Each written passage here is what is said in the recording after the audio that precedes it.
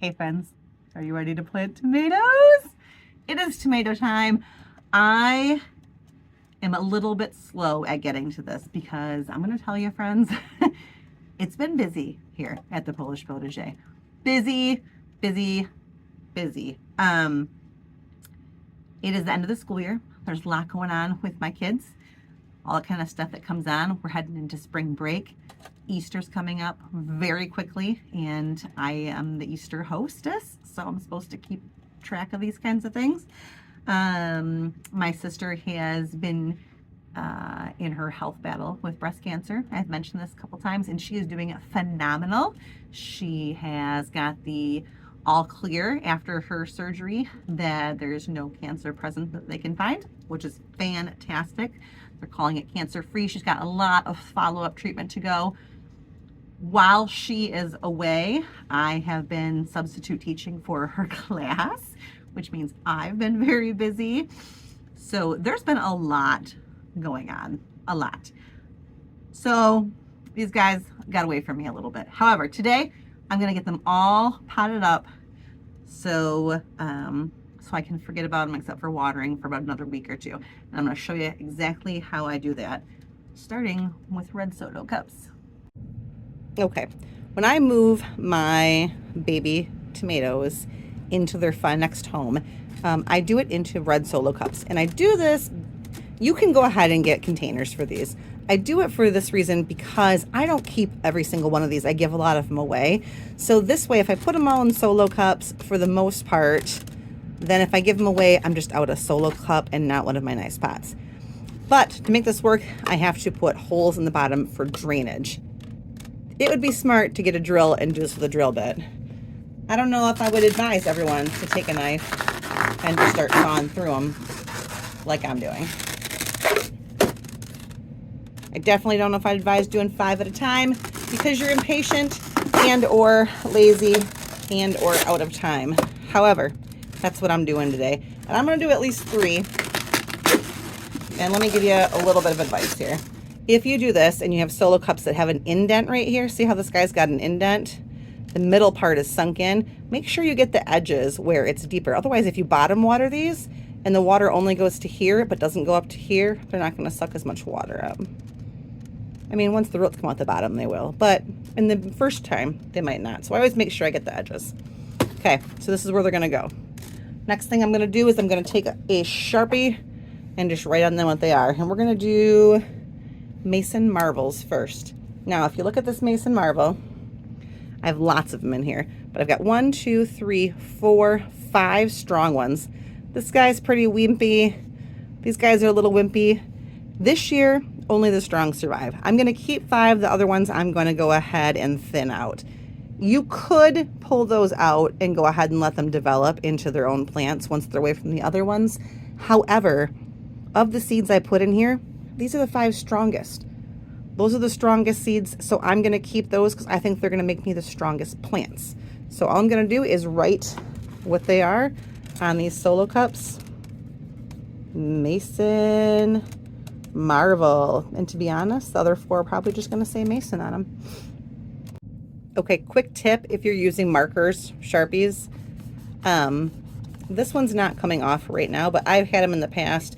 Depending on what type you use and depending on what kind of surface you're writing on these kind of cups, where they can wipe off. So just make sure to be careful about getting them wet. I don't usually put them outside where they can just get rained on anytime, and because I bottom water so they don't come off. But if you're afraid they're going to get wet and come off, use sticks in every cup instead. Okay, next thing I'm going to do is kind of wiggle this cup around a little bit. I did water these not too long ago, so the soil that I'm working with is moist, so they're not sticking together. I want to do the least amount of damage to these plants as I can, and I want to avoid touching the stems as much as I can. So I'm just going to kind of shimmy her on out, and I'm going to very slowly pull her apart. And because she's wet, you see how it's easier coming apart. Now you're gonna pull some roots. That's just gonna happen. Nothing you can do about it. But what I'm trying to do is isolate one of these tomatoes. I'm gonna try and do it up here. My camera is pretty high. I'm trying to do this really high in the air. These three are all really close together, which is unfortunate. That's not what I want. Oh, there we go. I'm gonna pull this guy loose. All right, now this is where I do tomatoes differently than anything else I uproot. Up hot. I'm gonna take these seed leaves off. That's not focusing really good. Sorry. In my pot, look how filthy I am already. My Mason Marble pot, nothing inside of it. I'm gonna drop this little guy in all the way. And then I'm gonna bury the stem all the way up to here. And let me show you why. If you can look on this, I don't know if it's gonna focus in us. Zoop, come on, focus. All right, I don't know if you can see this, but I hope you can. On him, let me see if I can do it this way. No. That's a little better. He has got all kinds of little fuzzy hairs. You see those? All those little fuzzy hairs will turn into roots. So if I bury this whole part of the stem, I'm gonna have roots down here, but I'm gonna have roots here and here and here and here, all the way up. That is gonna be one super solid plant. So that's what I'm gonna do. I'm just really carefully gonna kind of hold the seedling in the middle, put some soil on this side, real carefully. I'm doing this with dry soil. Normally I have my soil pre-moistened, but I don't wanna put any heavy soil on it right now. I'm just gonna kind of pack it loosely around the guy. There you go. Hey, little tomato, you're gonna love your home. I know you are. And then I'm gonna push it down, and there you go. Now, once I get this in the tray, I will water it in really good. It'll probably sink some. I might add a little more soil to the top and water that in again once I'm done. But for all intents and purposes, there's number one of 200 tomato plants to up pot. Ta-da! 5 baby teenager Mason Marble tomato plants up potted in their new home. Okay, we're not going to do all these on camera because that would be the longest video of all time. There's a lot of things to do here. However, a couple little tips. I want to talk a little bit about taking these leaves off. So you notice I took the seed leaves off. I always take seed leaves off because they're going to die and fall off. And I don't want anything to interrupt airflow on the trunks of my things anyway.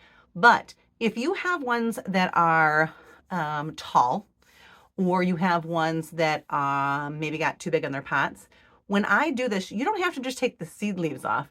If I wanted to, I could take one or both of these leaves off too and just leave these ones on top. I'm probably not going to because mine aren't that tall or that kind of big enough quite yet. I'd be afraid that I wouldn't leave them enough leaves to get what they need. However, that's something you can do. And then also when you go to plant these outside as they get bigger in the red solo cups, you can do the same thing. So I've already buried the seed leaves and maybe one set of leaves. Well, now my plant's gonna get like this tall in these. I can strip all these leaves and I can bury it up again. So now I've got this whole cup of roots plus whatever I bury with more roots, making my plant stronger and stronger. Does that make sense? If not, you're gonna have to watch me plant them outside and I'll tell you about it again. All right, I'm gonna plant these and I'll show you them when I'm done. Okay, I know I just told you only the strong survive and I'm only on variety like 4 and I'm already breaking my own rule. So these are pineapple tomatoes. I had 6 that all kind of were about the same size. They were all probably a little small.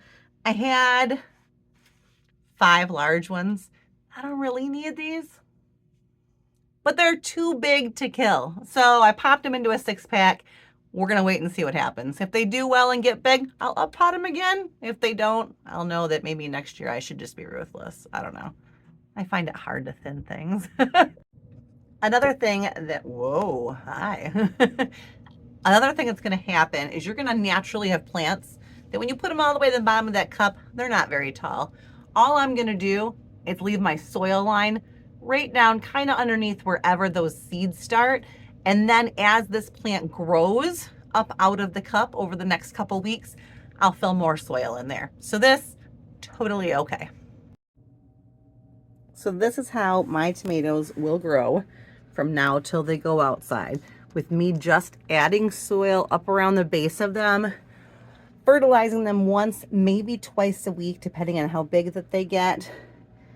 And then, I don't know, in about a month or 6 weeks, you will see how they go outside. Okay, that's it for this video and for up potting tomatoes for now. Everybody is very happy in their new red Solo cups, and yeah, and everything's looking fantastic. All right, I will talk to you guys soon. Have a great day.